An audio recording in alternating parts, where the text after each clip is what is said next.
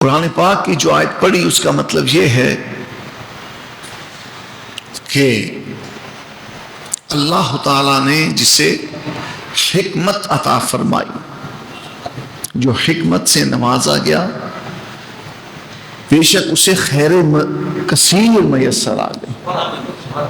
جسے حکمت ملی اسے خیر کثیر یعنی بہت بڑی بھلائی مل گئی۔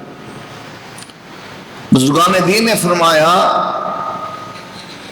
کہ حکمت سے مراد علم فقہ ہے۔ کیا مراد ہے؟ بولیے فقہ۔ فقہ جسے ہم کہتے ہیں، علماء فقہ کہتے ہیں صحیح تلفظ کے ساتھ۔ ہم عام لوگ کیا کہتے ہیں؟ فقہ۔ کیا کہتے ہیں؟ سب بولیے۔ حضور امام اعظم رضی اللہ تعالیٰ عنہ کی بارگاہ میں کچھ عرض کرنا، حضرت محدث اعظم کا دامن کرم تھام کی بہت بڑی سعادت کی بات ہے، اور میں چاہتا ہوں کہ کچھ معلومات جو بزرگوں سے ہمارے سینوں میں منتقل ہوئیں وہ معلومات آپ تک میں پہنچاؤں۔ اس لیے آپ کی توجہ چاہوں گا کہ آپ ہر بات کو غور سے سماعت فرمائیں۔ علم فقہ کیا کہا میں نے؟ اور حدیث پاک میں اس کا مطلب یوں سمجھیے، حضور کے الفاظ کریمہ جو حضرت سیدنا امیر معاویہ نے امت تک پہنچائے، بخاری شریف کی حدیث، حضرت امیر معاویہ رضی اللہ تعالیٰ عنہ سے یہ حدیث مروی ہے۔ جناب امیر معاویہ رضی اللہ تعالیٰ عنہ فرماتے ہیں کہ میں نے نبی کریم صلی اللہ علیہ وآلہ وسلم کو فرماتے سنا کہ حضور نے فرمایا، من یرد اللہ بہ خیرا یفقہہ فی الدین۔ سبحان اللہ بولیے، سارے بولیے سبحان اللہ۔ میں سبحان اللہ کی صداؤں میں تقریریں کرتا ہوں، لبیک یا رسول اللہ کی صداؤں میں تقریریں کرتا ہوں، تاجدار خط نبوت زندہ باد کے نعروں کے ساتھ میں تقریر کرتا ہوں، اور عشق و محبت اعلیٰ ان صداؤں میں تقریر کیا کرتا ہوں۔ اور من سب نبی فاقتلوہ، اس مقدس نعرے کی گونج میں ہم تقریریں کرتے ہیں، اور نعرہ غوثیہ یا غوث اعظم کرم کے اس صاحبان کے سائے میں ہم تقریریں کرتے ہیں۔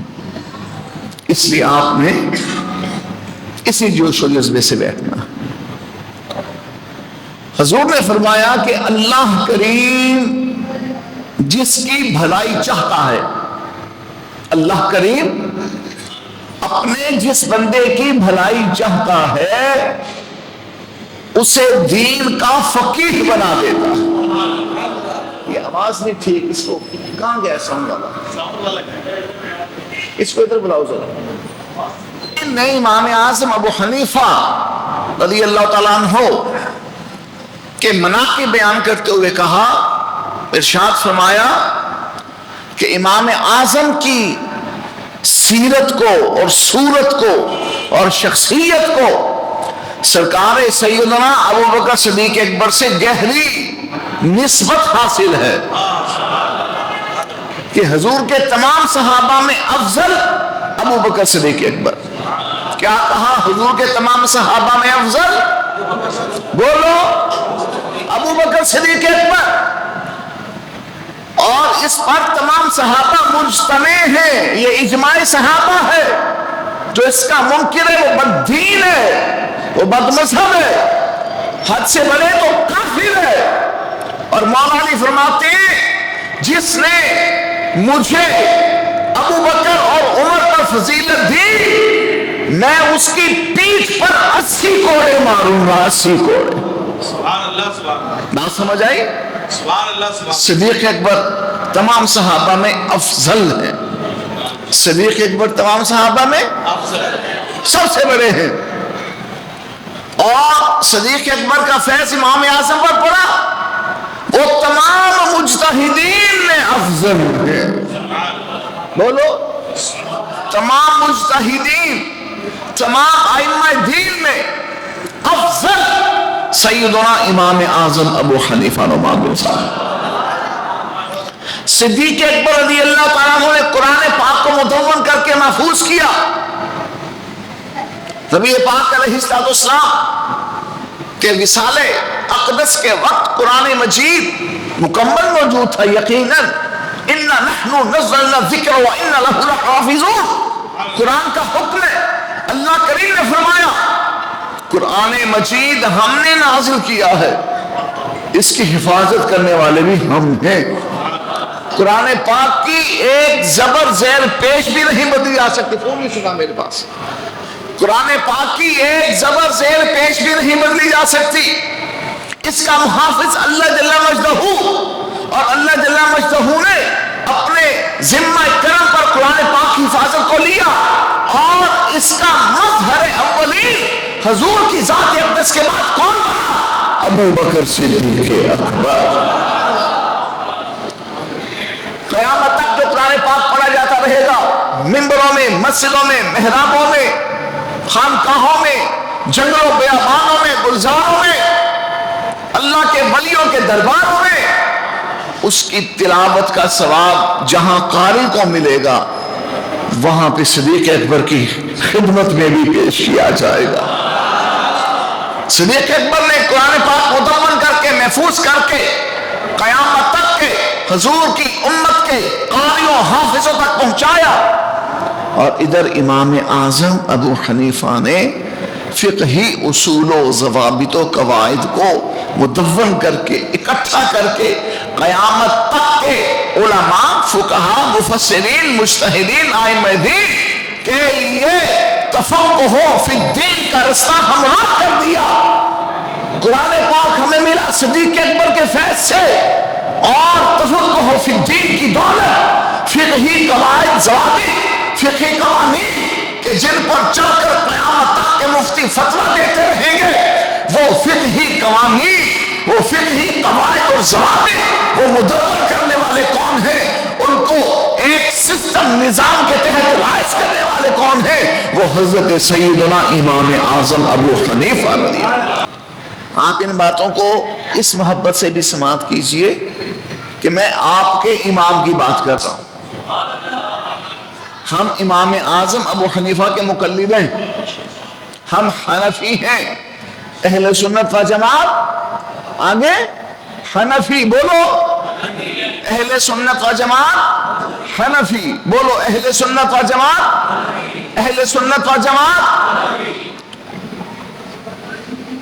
اہل سنت صحابہ کرام بھی ہیں، اہل سنت اہل بیت اعظام بھی ہیں۔ مفتی احمد یا خان نعیمی بدائیوں نے بڑی پیاری بات لکھتے ہیں، فرماتے ہیں حضور نے فرمایا علیکم بسنتی، تم پر میری سنت کی اطاعت و اتباع لازم ہے۔ یہ چہل پہل ختم کرنی پڑے گی۔ جس نے جو انتظام کرنا ہے نا، وہ باہر جائے، اور باہر سے جہاں جانا ہے، یہ محفل کو چیر کر گزرنا، یہ چیزیں سوء ادبی ہیں۔ آگے آگے تشریف لائیے، ذرا قریب قریب آ جائیں، قریب قریب ہو جائیں، جانے والے پیچھے سے گزر کے جائیں، سننے والے آگے آگے قریب آ جائیں۔ ٹیک بھی چھوڑ دیں، ٹیک بھی چھوڑ دیں۔ جو حضرات باہر بیٹھے ہیں وہ بھی اندر کے قریب آ جائیں، دائیں بائیں جو اطراف میں بیٹھے ہیں وہ بھی قریب قریب آ جائیں۔ ماشاءاللہ، اللہ تعالیٰ مفتی صاحب کو جزائے خیر دے، انہوں نے محفل کا رنگ روپ بنا دیا۔ کیا بات عرض کر رہا تھا، کون بتائے گا؟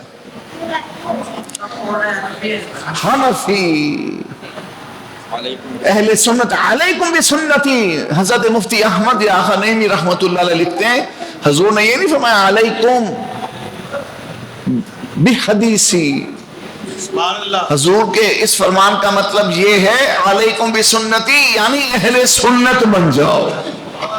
علیکم بسنتی کا کیا مطلب ہے؟ بولو یار، کیا ہو گیا؟ اہل سنت بن جاؤ۔ کیا بن جاؤ؟ کیا بن جاؤ؟ حضور نے اہل حدیث بننے کا حکم نہیں دیا، اہل سنت بننے کا حکم دیا۔ یہ بڑا پیارا نقطہ مفتی صاحب قبلہ نے بیان کیا، مفتی احمد یا خان نعیمی رحمت اللہ علیہ۔ نقطے بیان کرنے میں تو آپ اعلیٰ حضرت کے فیض سے مالا مال تھے۔ طٰہٰ، اس کی تفسیر بیان کرتے ہوئے اس کا معنی مطلب مفہوم بیان کرتے ہوئے فرماتے ہیں اے 14ویں کے چاند، آسمان نبوت کے 14ویں کے چاند، جناب ایمان آپ نے کیسے اس کیا؟ فرماتے ہیں طٰہٰ کے حروف کا جو عدد ہے وہ 14 بنتا ہے۔ اے 14ویں کے چاند نبوت کے آسمان کا۔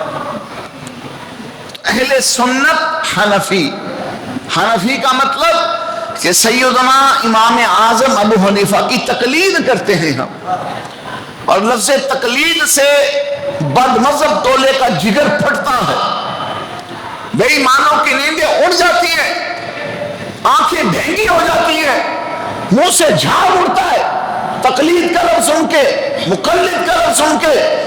ان کو تکلیف ہے تقلید سے، یہ نہیں جانتے کہ اللہ کریم نے جن کو امت کا پیشوا بنایا، جن کو امت کا رہنما بنایا، امامت کا تاج جن کے سر پر سجایا، قیادت کا جبہ جن کو عطا فرمایا، قیامت تک ان کا نام زندہ رہے گا، ان کے نقش قدم پر امت چلتی رہے گی۔ امام اعظم ابو حنیفہ اور پیشوایان امت میں عظیم مرتبہ اور مقام رکھتے ہیں کہ جن کے نقش قدم پر قیامت تک حضور کی امت کروڑوں نہیں اربوں کی تعداد میں گامزن رہے گی۔ امام اعظم کے احوال پڑھیے، حضور سیدنا امام اعظم ابو حنیفہ نے 55 حج کیے۔ کتنے حج کیے؟ بولو 55 حج کیے، اور پہلے ہی حج کے موقع پہ حضور کے صحابی کی زیارت سے مشرف ہوئے۔ کل مفتی صاحب یہ بیان فرما رہے تھے، سبحان اللہ، آپ کے ابا جان نے آپ کو اپنی باہوں میں اٹھا کے مجمع چیر کر گزر کے آپ کو رسول اللہ کے صحابی کے سامنے بٹھا دیا۔ نبی پاک نے فرمایا تھا طوبیٰ لمن رآنی وآمن بی، کہ جس نے ایمان کی نظر سے مجھے دیکھ لیا وہ جنتی ہے، اس کے لیے طوبیٰ ہے، اس کے لیے سلامتی ہے، اس کے لیے بشریٰ ہے، اس کے لیے بشارت ہے، اس کے لیے رحمت ہے، اس کے لیے غفران ہے۔ بات سمجھ آ رہی ہے؟ سبحان اللہ۔ حضور نے فرمایا جس نے ایمان کی نظر سے مجھے دیکھ لیا وہ جنتی ہے۔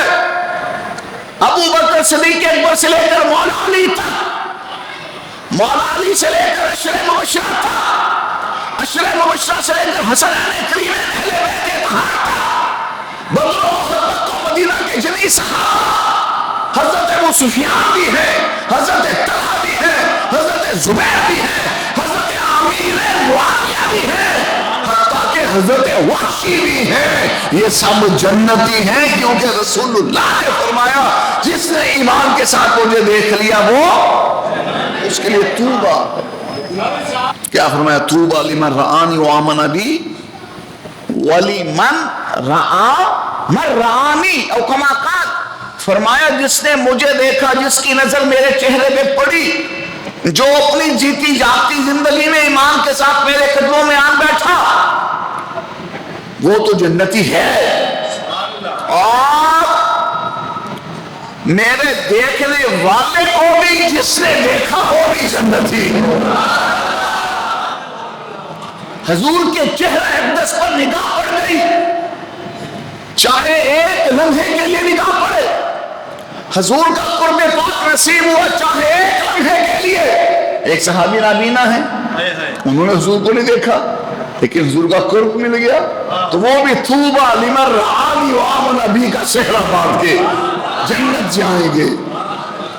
جو حضور کو دیکھے، چہرہ والضحیٰ دیکھے، وہ شمس والی جبیں دیکھے، مزار والی آنکھیں دیکھے، وہ لیل والی زلفیں دیکھے، علم مشرح والا سینہ دیکھے، ید اللہ کی شان کے مظہر ہاتھ دیکھے، لا اقسم بہذا البلد وانت حل بہذا البلد کی شان والا خلال ناس دیکھے، یعنی اللہ کا محبوب دیکھے وہ جنتی ہے۔ وہ کون ہے؟ بولو بولو، وہ کون ہے؟ حضور کو دیکھا تو جنتی بن گیا۔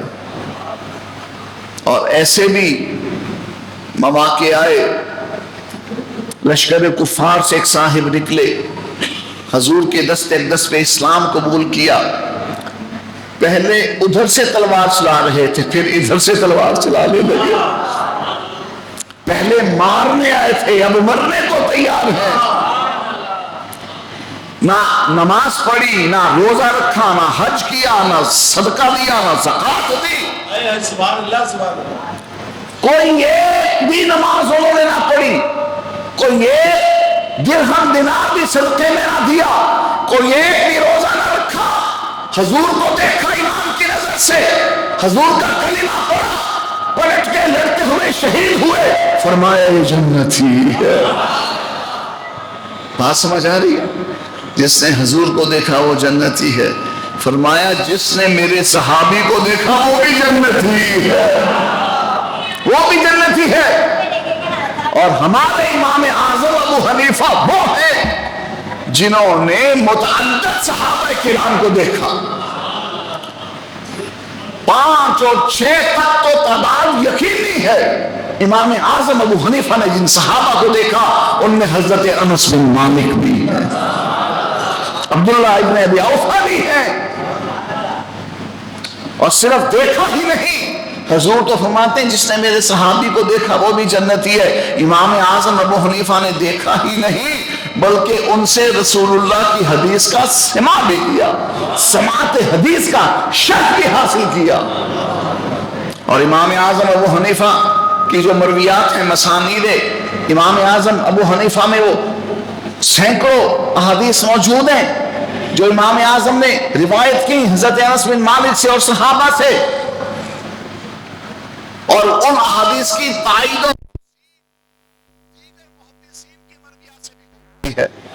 امام اعظم کی احادیث درجہ صحت پر فائز ہیں. مفتی احمد آقا نعیمی علیہ رحمہ فرماتے ہیں امام اعظم سے حضور تک بیچ میں بس ایک راستہ ہے، ایک وسیلہ ہے. امام اعظم صحابہ سے سنتے ہیں، صحابہ نے حضور سے سنا، یا امام اعظم نے اکابر تابعین سے سنا، انہوں نے صحابہ سے سنا، انہوں نے حضور سے سنا. 1 یا 2 راستوں سے امام اعظم رسول اللہ تک پہنچتے ہیں. مفتی صاحب نے علم حدیث کے اصول کے مطابق کمال نقطہ بیان کیا رحمت اللہ علیہ. صاحب تفسیر نعیمی فرماتے ہیں امام اعظم نے جو حدیثیں روایت کی ہیں وہ صحت کے اعلیٰ ترین درجے پر فائز ہیں. امام اعظم زندہ، امام اعظم. حضرت سیدنا امام اعمش، ان کی بڑی پیاری بات سناتا ہوں. کیا نام لیا؟ امام اعمش. بولو امام اعمش. یہ کبار تابعین میں سے ہیں اور سینکڑوں صحابہ کرام کے ان کو دیدار حاصل ہے. عطا ابن ابی رباح، امام اعمش، یہ کبار تابعین میں سے ہیں. اور یہ اس دور کی بات ہے کہ ابھی امام بخاری کیا ان کے ابا دادا بھی پیدا ہوئے تھے. اس دور کے یہ محدثین ہیں. امام بخاری نے جو حدیث کا مجموعہ بخاری شریف امت کو دیا، امام مسلم نے جو حدیث کا مجموعہ مسلم شریف امت کو دیا، رسول اللہ کی احادیث کے چمکتے موتی کہاں سے حاصل کیے؟ کوفے سے حاصل کیے، بغداد سے حاصل کیے، بصرے سے حاصل کیے. اور یہ وہ مراکز ہے کہ جہاں امام اعظم ابو حنیفہ کا فضل اس دور میں ٹھاٹھے مارتے ہوئے سمندر کی طرح جاری و ساری تھا. امام اعظم کی اس شان اقدس کو بیان کرتے ہوئے فقیہ الہند علامہ شریف الحق امجدی رحمت اللہ علیہ امام بخاری کا قول ارشاد فرماتے ہیں کہ امام بخاری نے فرمایا کہ رسول اللہ کی احادیث اخذ کرنے کے لیے، یعنی بخاری شریف کے لیے جو حدیث انہوں نے اخذ کی، فرماتے ہیں ان احادیث کو لینے کے لیے میں مکے میں اتنی دفعہ گیا، میں مدینے میں اتنی دفعہ گیا، میں بصرے میں اتنی دفعہ گیا. اب امام اعظم کے شہر کوفے کی بھی بات سنو. امام بخاری فرمایا کرتے ہیں رسول اللہ کی احادیث لینے کے لیے میں کوفے میں کتنی مرتبہ گیا میں خود بھی بیان نہیں کر سکتا. سنیو سبحان اللہ. بدصورت نجدی ملا نے سنیوں پہ روک بٹھانے کے لیے بخاری بخاری بخاری کرتے ہیں.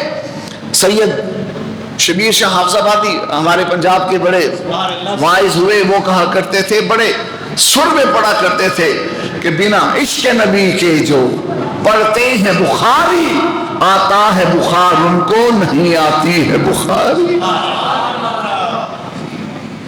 محققین علماء نے لکھا کہ اگر بخاری شریف سے کوفے کے ائمہ حدیث کو نکال دیا جائے، روات کو نکال دیا جائے، تو بخاری بچتی نہیں ہے. یعنی بخاری جیسا علم حدیث کا جو خزانہ اکٹھا کیا امام بخاری نے، امام اعظم ابو حنیفہ کے وطن سے اکٹھا کیا، امام اعظم ابو حنیفہ کے شہر سے اکٹھا کیا، امام اعظم ابو حنیفہ کے شاگرد، آگے ان کے شاگرد، یہ امام بخاری کے استاذ تھے.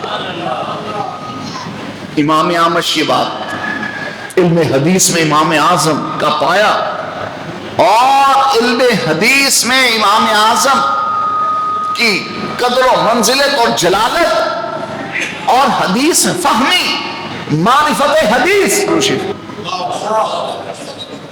پڑھو دروشی پڑھو اونچی آواز میں پڑھو. اللہم صلی علی سیدنا و مولانا محمد معدن الجود والکرم وآلہ وبارک وسلم. یہ جو آیت ہے نا، لا ترفعوا اصواتکم فوق صوت النبی، اس کی تفسیر میں مفتی صاحب علیہ رحمہ، مفتی احمد یاخانی بھی ایک مقام پہ لکھتے ہیں کہ یہ حکم صرف صحابہ کرام کے لیے نہیں ہے کہ صحابہ کرام حضور کے محفل پاک میں بیٹھے ہوں تو خاموش رہیں اور حضور کا کلام سماعت کریں، اور اگر گفتگو حضور سے کرنی ہے تو اونچی آواز میں نہ بولیں. اس کا اولین مصداق تو صحابہ کرام کی ذات ہے، لیکن یہ حکم جو ہے، یہ ادب جو ہے، قیامت تک حضور کی امت پر لازم اور واجب ہے. مفتی صاحب علیہ رحمہ لکھتے ہیں جس مجلس میں حضور کی حدیث بیان ہو رہی ہو، اس مجلس میں بیٹھنے والوں پر اس آیت کے مطابق لازم ہے کہ وہ خاموشی سے بیٹھیں اور حضور کی احادیث کا سماع کریں. یہ بہت بڑی بات ہے ہمارے بزرگوں نے بیان کی کہ جس محفل میں حضور کا ذکر پاک ہو رہا ہو، اس محفل میں آپس میں باتیں مت کرو، کانا پھوسی مت کرو، ادب سے بیٹھو، احترام کرو حضور کے ذکر پاک کا. اگر کوئی انتظامی امور کے سلسلے میں کوئی بات کرنی ہے، کوئی دیکھ بھال کرنی ہے، تو وہ فرد واحد اٹھ کر جائے، اپنا کام کر کے واپس آ جائے. اب ٹانگیں اٹھا کے باتیں شروع کر دینا اور جناب یہ کرنا، یہ تو بے ادبی ہے نا. بے ادبی کمانے سے بہتر ہے بندہ محفل سے اٹھ کے چلا جائے. کیا کہا مولا روم نے؟ از خدا جوہیم توفیق ادب، بے ادب محروم ماں دس لطف رب. فرماتے ہیں ہم تو اللہ سے ادب کی توفیق مانگتے رہتے ہیں، کیونکہ جس کے پاس ادب نہیں اس کے پاس فیض بھی نہیں. سماعت کیجیے امام اعمش رضی اللہ تعالیٰ عنہ، یہ امام اعظم کے استاد ہیں. سبحان اللہ کو یار، پھر کو سبحان اللہ، پھر کو سبحان اللہ. امام اعظم ابو حنیفہ جب محفل میں آتے نا، بڑے بڑے محدثین کھڑے ہو جاتے اور امام اعظم ابو حنیفہ کے فتاوی سن کے، امام اعظم ابو حنیفہ کا درس تقریر بیان سن کے بڑے بڑے محدثین جھوم جاتے، اور ان میں سے کئی محدثین اٹھ کر امام اعظم کا ماتھا چوم لیتے، امام اعظم کے ہاتھ چوم لیتے، امام اعظم کے گھٹنے چوم لیا کرتے. اللہ سیدی اعلیٰ حضرت مکہ مکرمہ میں حاضر تھے. نبی پاک صلی اللہ تعالیٰ تبارک علیہ وسلم کے علم غیب کے ثبوت میں، حضور کے علم غیب، سیدی تاج شریعہ مفتی اختر رضا رحمت اللہ علیہ اپنی ایک تصریف میں لکھتے ہیں کہ علم غیب، حضور کا علم غیب ماننا ضروریات دین میں سے. کتنی بڑی بات لکھی تاج شریعہ سرکار نے. یہ کوئی فروعی اختلافی مسئلہ نہیں ہے، اس پر ایمان اور عقیدے کا دار و مدار ہے. حضور کا علم غیب سرے سے نہ ماننا قرآن پاک کی نفی کرتا ہے. کھلی آیتیں قرآن پاک کی جس میں حضور کے علم غیب کا بیان ہے. اور جہاں علم غیب کی نفی ائمہ اکابر مفسرین نے جو جملے لکھے ان سے یہ جاہل لوگ استناد کرتے ہیں، اور قرآن پاک کی کچھ آیات طیبات ایسی ہیں ان کا مطلب مفہوم ایسے ہی کھلا ہے کہ علم غیب کی نفی اللہ کے سوا، وہ علم غیب ذاتی ہے کہ بغیر کسی کے دیے جو علم غیب ہے وہ صرف اللہ جل مجدہ کو حاصل ہے، اور اللہ کی عطا سے علم غیب کے ان گنت سمندر رسول پاک کے سینہ کرم میں ڈھانٹے مارے۔ امام احمد رضا فرماتے ہیں اور کوئی غیب کیا تم سے رہا ہو بھلا، جانا خدا ہی چھپا تم پہ کروڑوں درود۔ یہی ہمارے امام اعظم ابو حنیفہ ہیں، یہ کسی کو وضو کرتے دیکھتے نا تو اس کو پکڑ کے کھینچ کے ایک طرف کر کے کہتے توبہ کر، تو یہ گناہ کرتا ہے۔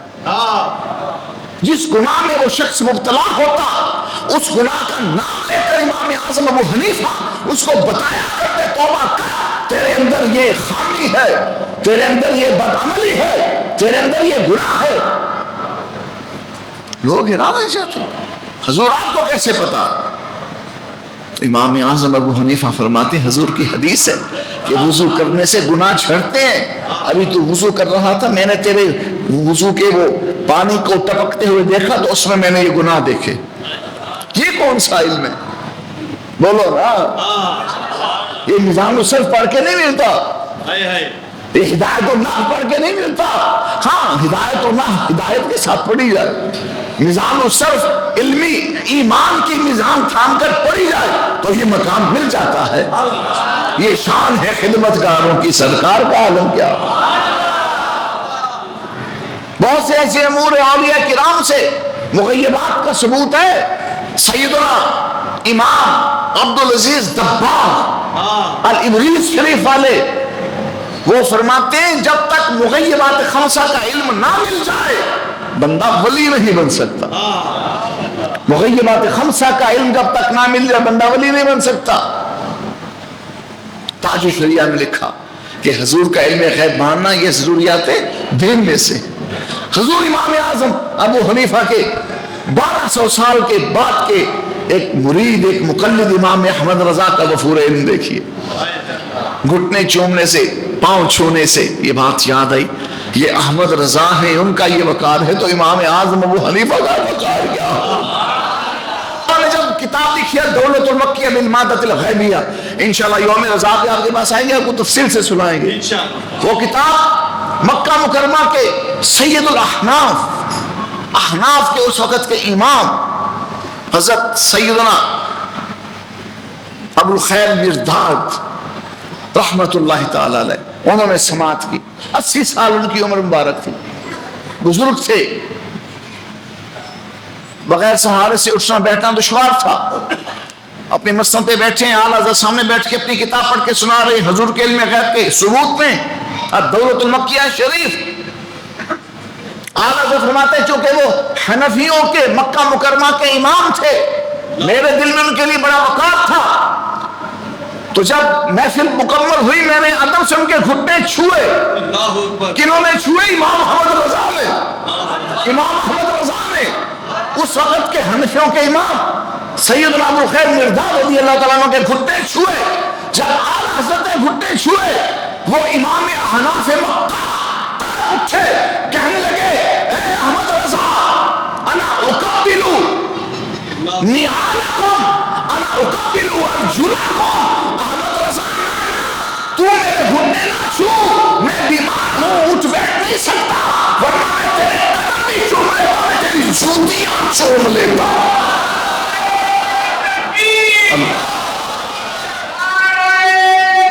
یا رسول اعلیٰ حضرت کا وقار علم ہے، تو جب امام اعظم ابو حنیفہ جلوہ کرتے ہوں گے، وہ اگر جلوہ کریں کون تماشا۔ ایک فقہی بحث میں امام اعظم کا فتویٰ سن کے، امام مصر بن قدام بہت بڑے محدث ہیں امام اعظم کے زمانے کے، بہت بڑے امام علم حدیث کے، بڑے بڑے ائمہ دین، ائمہ حدیث، ائمہ فقہ بیٹھے ہیں، مجتہدین بیٹھے ہیں اس محفل میں۔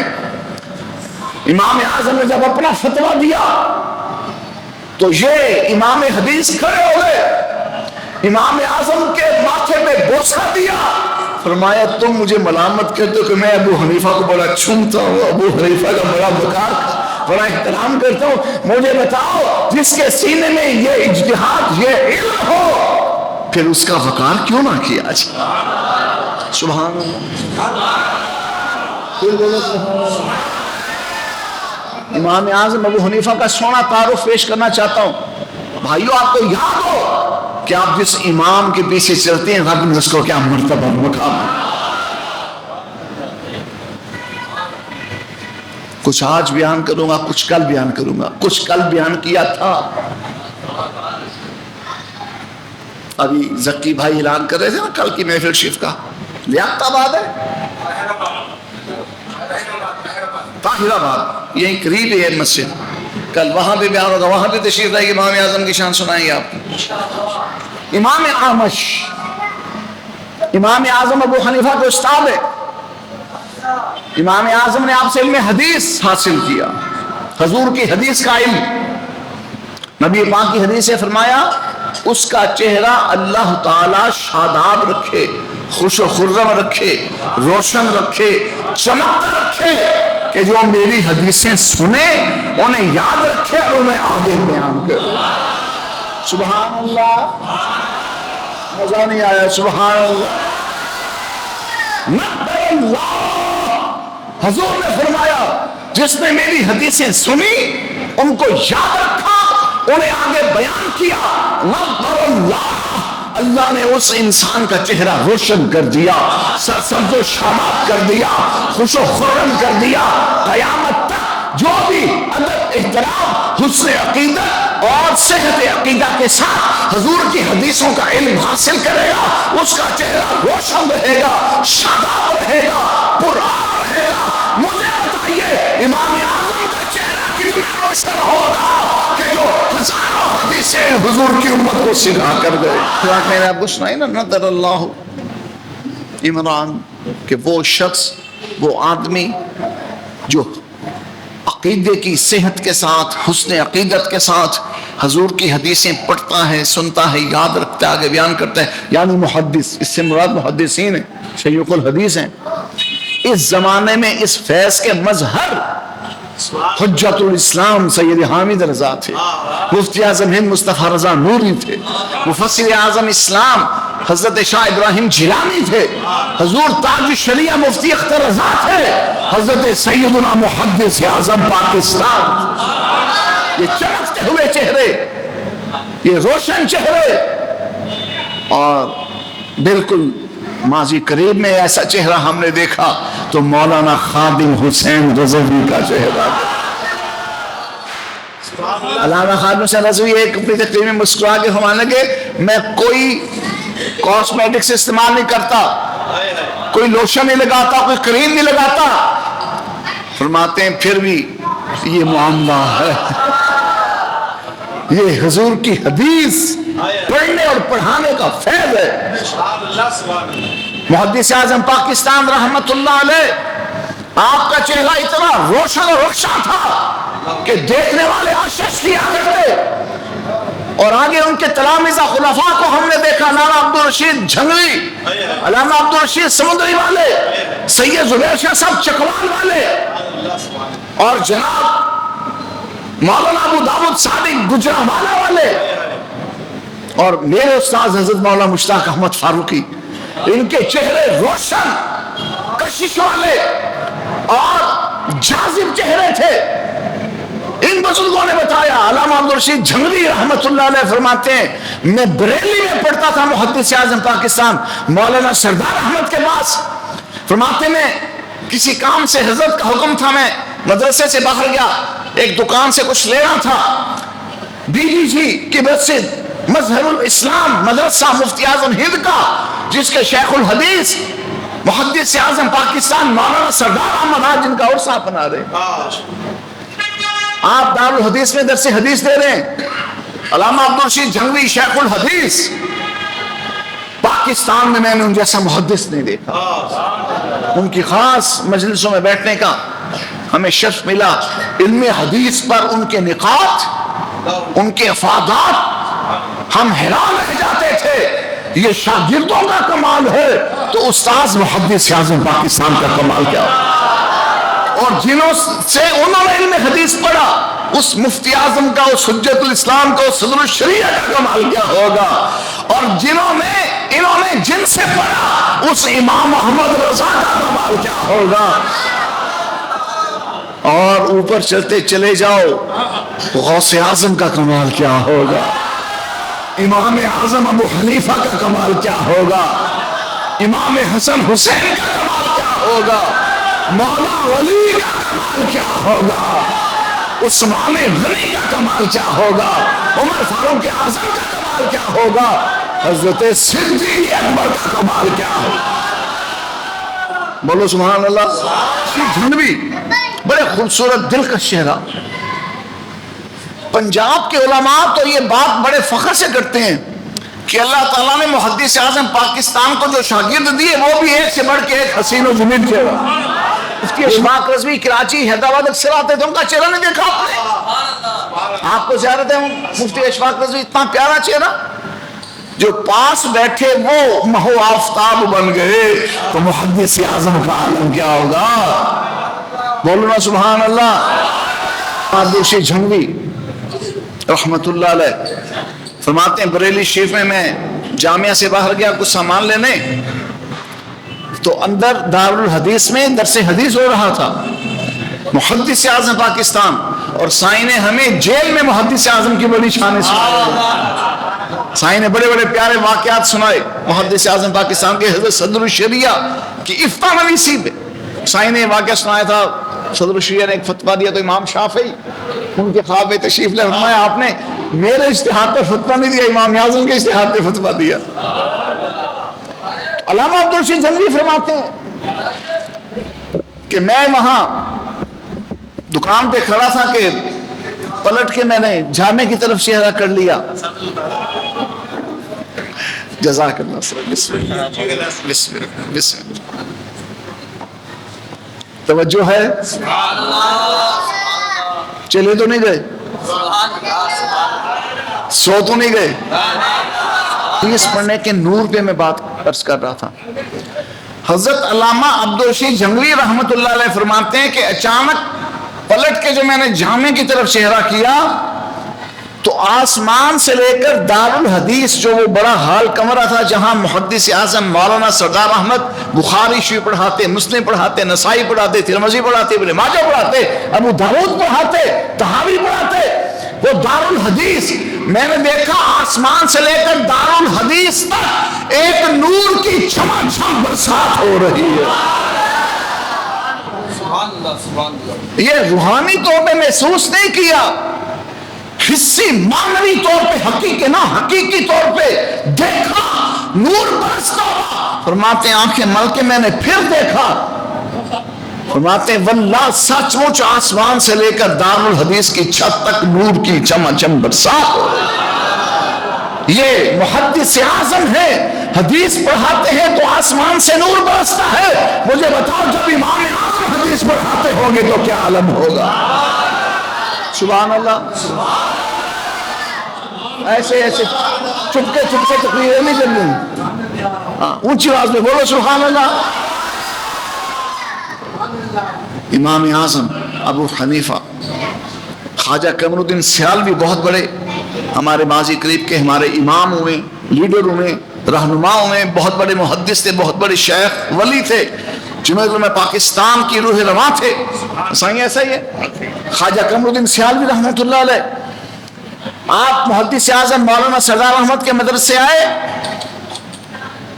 مین گیٹ سے ابھی اندر داخل ہوئے کہ آپ نے پاپوش مبارک اتار دی، پاپوش اتار دی، خدام نے پاپوش پکڑ لی، کہا حضور ابھی تو یہ صحن ہے، یہ میدان ہے، مطلب تو دارالحدیث تو وہ آگے ہے، تو آپ نے پہلے ہی جوتا اتار دیا۔ خواجہ قمر الدین سیالوی نے فرمایا کہ مولوی سردار احمد حضور کی حدیث پڑھا رہے ہیں اور میں دیکھ رہا ہوں آسمان سے لے کر زمین تک نور چماچم برس رہا ہے۔ نبی کو نور ماننے والے جب حدیث پڑھاتے ہیں تو نور کی برسات ہوتی ہے، نور کی برسات ہوتی ہے۔ حضرت امام اعظم ابو حنیفہ امام اعمش سے علم حدیث حاصل کیا، حضور کی حدیث پڑھی، امام اعمش اتنا اقرار کرتے تھے امام اعظم ابو حنیفہ کا کہ ان سے مناسک حج لکھوائے. ایک موقع پہ ایک فقہی مسئلہ آپ کے پاس آیا, پوچھا گیا حضور ان سوالات کا جواب دیجئے. تو امام اعمش رضی اللہ تعالیٰ عنہ نے امام اعظم ابو حنیفہ کو کہا, امام اعمش استاد ہے, امام اعظم ابو حنیفہ شاگرد ہے, لیکن امام اعظم کی شان دیکھیے. امام اعمش نے کہا اے ابو حنیفہ آپ ان کا جواب دیجئے. امام اعظم ابو حنیفہ نے وہ دقیق پیچیدہ مسائل کے جن کا جواب امام اعمش نہیں دے سکے تھے, امام اعظم ابو حنیفہ نے برجستہ فی البدی علم کا دریا بہا دیا. وہ جوابات آپ نے ارشاد فرمائے. امام اعمش نے کہا کہ یہ سارے مسائل, یہ فقہی نقطے, یہ اجتہادی, یہ شان و شوکت کے یہ معانی, یہ آپ نے کہاں سے حاصل کیے؟ ان کا ماخذ کیا ہے؟ ان کا منبع کیا ہے؟ ان کا مرجع کیا ہے؟ تو امام اعظم نے کہا حضور جو آپ سے میں نے حدیثیں پڑھی ہیں نا, انہیں حدیثوں سے میں یہ معنی بیان کر رہا ہوں. کہا مجھ سے حدیثیں پڑھ کر مجھے وہ معانی سناویں کہ مجھے ان تک رسائی حاصل نہیں. بھلا وہ کون سی حدیثیں ہیں؟ امام اعظم ابو حنیفہ نے وہ ساری حدیث متن و سند کی صحت اور شان و شوکت کے ساتھ امام اعمش کو سنا دی. تاج الشریعہ فرماتے ہیں کہ جب امام اعظم ابو حنیفہ نے امام اعمش کو وہ ساری حدیثیں سنائی تو امام اعمش نے جھک کر کہا بس کیجئے حضرت, 100 دنوں میں میں نے اتنی حدیثیں بیان نہیں کی کہ ایک لمحے میں جتنی آپ نے مجھے سنا دی. نجدی بکتے امام اعظم ابو حنیفہ کو حدیث کا علم نہیں تھا. پنجابی میں کہوں گا چولے جائیے جھوٹے جائیے. 1200 سال کے بعد امام اعظم ابو حنیفہ کے 150 میں آپ کا وصال ہوا. محدثین فرماتے ہیں حضور کی حدیث ہے کہ 150 سال میں دنیا کی زینت اٹھا لی جائے گی. ترفع زینت الدنیا, دنیا کی زینت اٹھا لی جائے گی. 150 سال ابن حجر مکی ہو یا دیگر محدثین ہو, انہوں نے کھلے لفظوں میں لکھا کہ حضور نے فرمایا تھا کہ 150 سال میں دنیا کی زینت اٹھ جائے گی. اسی سال امام اعظم ابو حنیفہ کا وصال ہوا. محدثین کہتے ہیں حضور نے امام اعظم کے وصال کے بارے فرمایا تھا کہ ابو حنیفہ جب دنیا سے جائے گا تو زینت بھی اٹھتی چلی جائے گی. بات سمجھ آئیے کہ نہیں آئی؟ حنفیو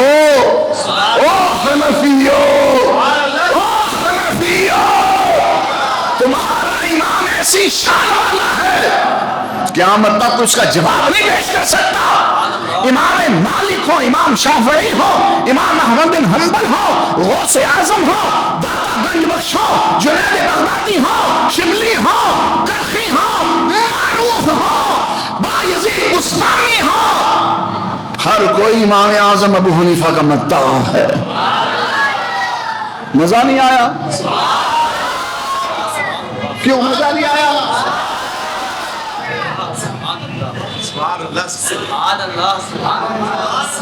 پھر بولو سبحان اللہ, پھر بولو سبحان اللہ. امام اعظم جو یہ سن رہا ہے نا, اس پر لازم واجب ہے کہ اپنے بال بچوں کو اور اپنے حلقہ سب میں باتیں جا کے سنائے, امام اعظم کی شان کا یہ خطبہ سنائے. جی آ جائیں, آئیں جی, بسم اللہ. السلام علیکم حضرت, خیریت سے مولانا؟ ماشاء اللہ. علامہ ضیاء محسن صاحب میرا نام سنا بچوں سے, ہمارا خاص ذکر سنا, زیارت بھی ہو گئی. ربانی بھائی کیا ہیں؟ ماشاء اللہ. امام اعمش نے کہا بس کیجئے, 100 دنوں میں نے اتنی حدیثیں آپ کو بیان نہیں کی, سنائی نہیں جتنی آپ نے ایک مجلس میں مجھے سنا دی ہے. اور امام اعمش نے کہا مجھے گمان نہیں تھا کہ آپ رسول اللہ کی حدیث میں اتنی معرفت رکھتے ہیں.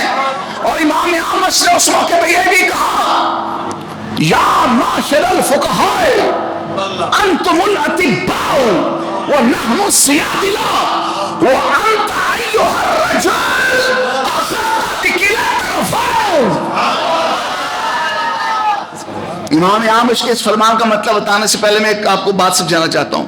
ایک ہوتا ہے طبیب، ایک ہوتا ہے دوا ساز، دوا فروش، ٹھیک ہے؟ علم الصیدلہ، دوا سازی کا اور دواؤں کا علم، جسے موجودہ دور میں فارمیسی کہتے ہیں، فارماسسٹ۔ فارمیسی فارماسسٹ تو سمجھ آ جائے گا نا۔ میڈیکل سٹور اور آسان کر دیتا ہوں، ایک میڈیکل سٹور پہ بیٹھ کے دوائیں بیچتا ہے، اور ایک جناب زبردست ہاسپٹل میں بیٹھ کے مریضوں کو دیکھتا ہے اور دوائیں تجویز کرتا ہے۔ مرتبہ کس کا بڑا ہے؟ ڈاکٹر کا، دوا تجویز کرنے والے کا، اس کا مرتبہ بڑا ہے۔ فارماسسٹ کو اور صیدلہ والے کو، فارمیسی والے کو، میڈیکل سٹور والے کو دواؤں کا علم ہوگا کہ یہ فلانی کمپنی کی ہے، یہ فلانی کمپنی کی ہے، اس کی یہ قیمت ہے، اس کی یہ قیمت ہے۔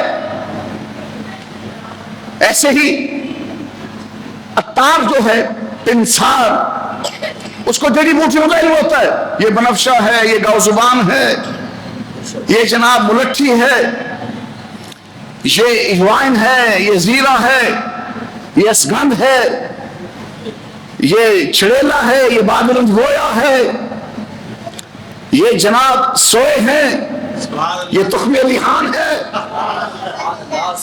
انسان کی ہڈی والے کو یہ پتا ہوگا۔ اب بادرنج گویا کرتا کیا ہے یہ وہ نہیں جانتا، یہ حکیم جانتا ہے۔ اب ریشم کرتا کیا ہے یہ حکیم جانتا ہے۔ گاؤ زبان کس کس بیماری میں مشتمل ہے یہ حکیم جانتا ہے۔ سبستان کس کس بیماری میں مشتمل ہے یہ حکیم جانتا ہے۔ اسگندھ کس درد کی دوا ہے یہ حکیم جانتا ہے۔ بادیات کے چھپے ہوئے فوائد کیا ہے یہ طبیب جانتا ہے۔ امام اعمش نے کہا ابو حنیفہ جو فقیہ ہیں وہ ڈاکٹر ہیں، وہ حکیم ہیں، اور جو محدث ہیں وہ پنسار کی ہڈی پر بیٹھنے والے ہیں، وہ فارماسسٹ ہیں، وہ میڈیکل سٹور والے ہیں۔ ہم پنساری ہیں، ہمیں جڑی بوٹیوں کی پہچان ہے، لیکن فقیہ ہو تم، طبیب ڈاکٹر ہو، تمہیں بیماریوں کا بھی پتا ہے، ان کے علاج کا بھی پتا ہے۔ کمال کرتی میں کہتا ہوں جو فارماسسٹ ہے وہ بھی ماہر ہے، اس کی بھی شان ہے۔ دوائی صحیح دستیاب نہ ہوگی تو ڈاکٹر بیچارہ کیا کرے گا؟ پنسار جڑی بوٹیاں صحیح نہ دے گا تو حکیم بیچارہ کیا کرے گا؟ اس ڈاکٹر کو امام احمد نے بیان کیا کہ وہ حنیفہ فقیہ، طبیب ہے، ڈاکٹر ہے، محدث، پنسار ہے، فارماسسٹ ہے، لیکن وہ حنیفہ میں سمجھے جاؤ تو فارماسسٹ بھی ہے، تو ڈاکٹر بھی ہے، تو دوا والا بھی ہے، اور تو طبیب حاذق بھی ہے۔ وابیہ دی گچی نپ کے آپ سبحان اللہ۔ سبحان اللہ، سبحان اللہ۔ امام اعظم کو حدیث کا علم نہیں تھا۔ امام بخاری جن قدموں میں بیٹھے، امام بخاری جن دروازوں پہ ہاتھ باندھ کے کھڑے ہوئے، امام بخاری نے اپنی جھولیاں جن دسترخوانوں سے بھری، وہ دسترخوان سجانے والے کون تھے؟ وہ امام اعظم ابو حنیفہ کے شاگرد ہیں، وہ امام اعظم ابو حنیفہ کے شاگردوں کے شاگرد ہیں۔ سب سے کم واسطے والی حدیثوں پر امام بخاری نے ناز کیا۔ بخاری شریف میں وہ احادیث جو 2 یا 3 واسطوں سے حضور تک پہنچتی ہیں امام بخاری ناز کرتے ہیں۔